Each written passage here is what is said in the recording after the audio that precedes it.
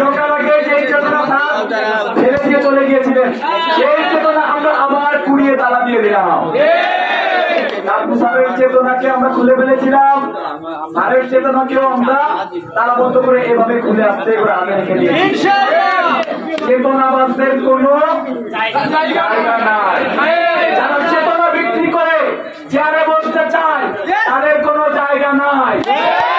শিক্ষার্থীদের ভিতরে অনেকে এমন আছে যারা চেতনা বিক্রি করে আগামীতে রাকসুতে প্রতিনিধিত্ব করতে চাচ্ছে। আমরা আপনাদেরকে স্পষ্ট করে বলে দেই, চেতনা বিক্রি করে একটি বিশ্ববিদ্যালয় পর্যায়ে প্রতিনিধিত্ব করা যায় না। আপনাদেরকে যে কোনো একটা বেছে নিতে হবে। আপনারা হয় ভুল না হলে সঠিক।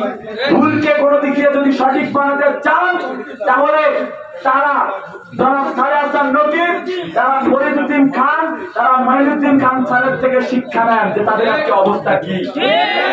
5 মাসের ব্যবধানে তাদের তালাবদ্ধ করে রাখা হয়েছে।